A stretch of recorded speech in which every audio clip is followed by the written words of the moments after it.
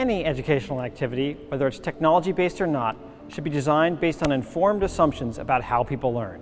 For instance, lectures are based on the principle that knowledge can be transmitted from one person to another simply by one person telling that knowledge to another, a so-called transmission model of learning. That may or may not be true, but it is one theory. There are lots of educational theories that evolved over the years, as researchers try to understand and explain how people learn best and in what context, and many of those theories have been tested over time. Now we're going to talk about one theory called constructionism. It was developed here at MIT by Seymour Papert, and it encourages a kind of learning activity that is very different from the transmission model of lectures. Papert said that everything can be understood by being constructed. So this is an educational theory that posits that learning takes place best when you're constructing objects in the real world. Given that it's kind of silly to talk about constructionism, let's try something. After I explain, pause the video and try it. So, look around you. Wherever you are, in the library or at your desk or in your bed, watching your iPad, grab any 3 objects that are near you. Then, try to build something with them. Build something tall. Once you've done that, tear it down and build something else with the same objects. Okay, ready? Pause the video and do it. Okay, you're back. Great. If you really did hit pause and build something, what you just did, that was constructionism.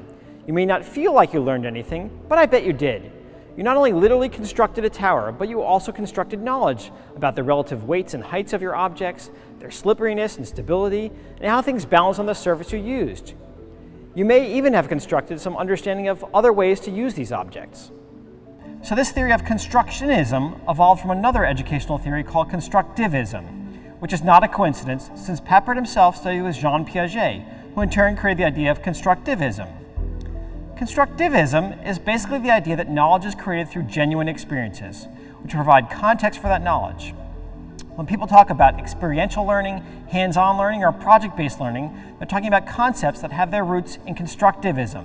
So, before we dive deeply into constructionism, let's understand what constructivism is and what other theories inform that work.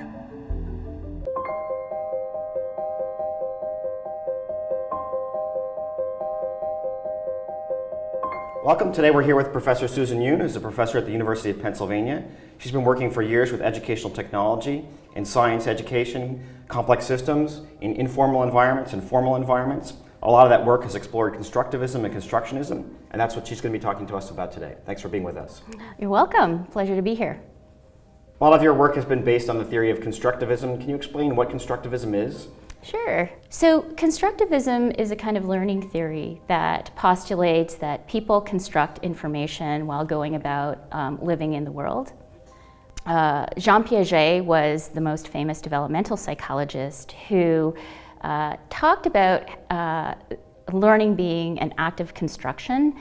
And so it's a dynamic process that requires one to collect information, reorganize, and constantly reorganize their information in their brain. And he came up with this theory of cognitive schema. And what one does is takes in the information and creates what we call mental maps in the brain. And those mental maps grow and change over time. So if one comes to you and says, what is a family? We have a mental image or a map of what a family is in our brain, much like when you're reading a newspaper and you read the word evolution. If you've graduated high school, hopefully you have a schema about evolutionary theory. So this is prior to Piaget and others like him at the time. Prior to those researchers, the learning theory that was prevalent was behaviorism. And behaviorism posited that the brain was just like an empty slate, an empty vessel where instruction can be poured into the brain and somehow magically we would learn it. And of course we know that the brain or human cognition is quite a bit more complex than that. And people come to any learning situation with very strong, robust conceptions about the world or phenomenon that they experience. and they sometimes come with very robust misconceptions. And understanding what that schema looks like, that mental map in the brain, is important for us as instructors to be able to pinpoint where their understanding is strong, where it's less strong, and where we can help them grow in their understanding. So what would that look like in practice if we might compare like a behaviorist instructional approach to a constructivist instructional approach? So typically when you walk into a behaviorist classroom, the teacher is standing in front of the classroom, writing on the board, and students have their notebooks open, possibly a textbook beside their notebook, and they're taking notes from the teacher.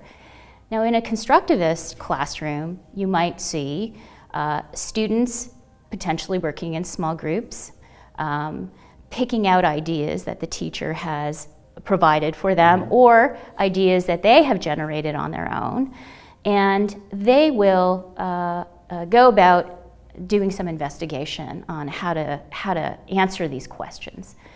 And the teacher in those environments act as a facilitator, and so the teacher will typically listen to what the students are saying and tune into where the student is, where their understanding is at that particular moment, and evaluate that and ask further questions to help them work out what they're thinking.